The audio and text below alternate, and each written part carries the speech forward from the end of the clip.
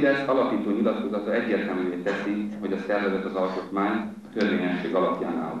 Kijelenti a Fidesz, hogy szabad akaratukból társult fiatalok független szerveződése. A Fidesszel egy olyan generáció robbant be a politikába, amelynek politikai szocializációja a 80-as évekre esett.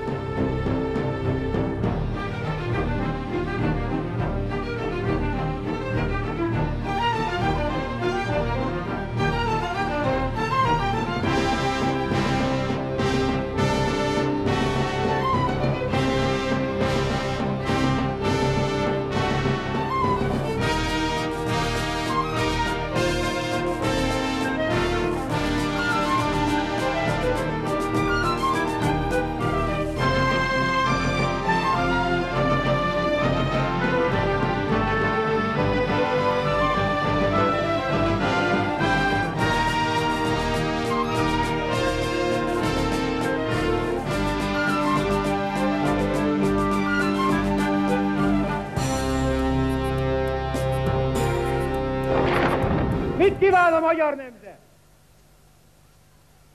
Szabad, független, demokratikus Magyarországot!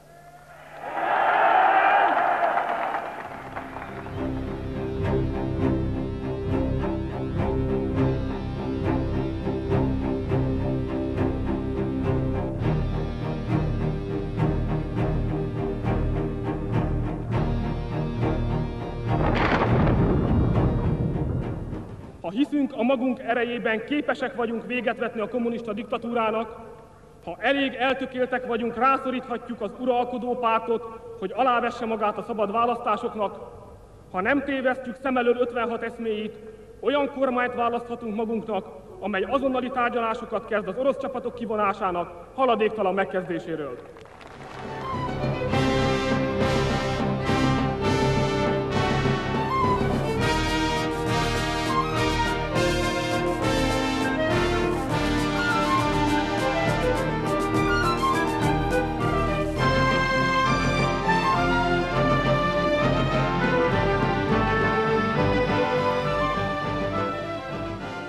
Igen, Fidesz. Sajnos ezt a javaslatot sem tudjuk elfogadni, és mi nem fogadjuk el a magunk részéről, hogy a szovjet fél hozzájárulásától ez bármilyen mértékben is függene. Én most abban a ritka helyzetben vagyok, ami elég régen volt, még nyár folyamán, de én nagyon egyetértek a Fidesz álláspontjával.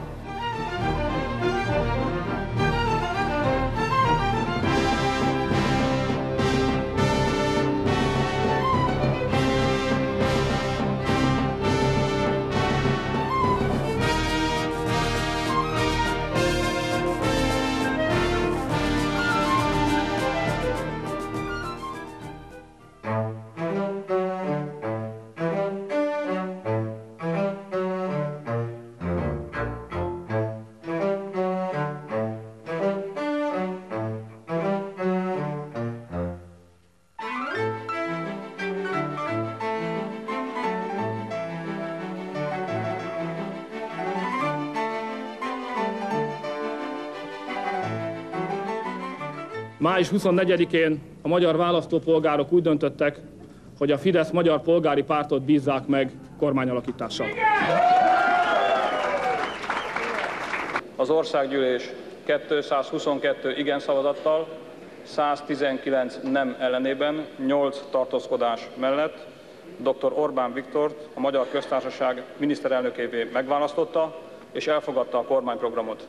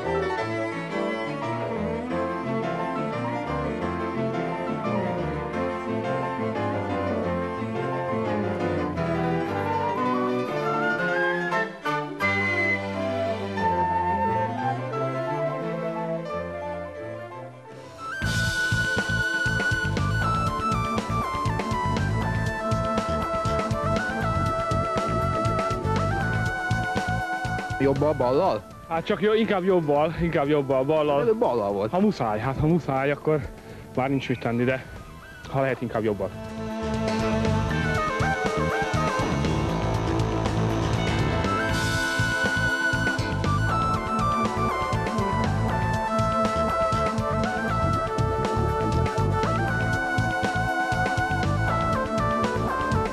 A zsűri, amikor megtudja, hogy a mi kolbászunkról van szó, akkor eleve hátrább löki.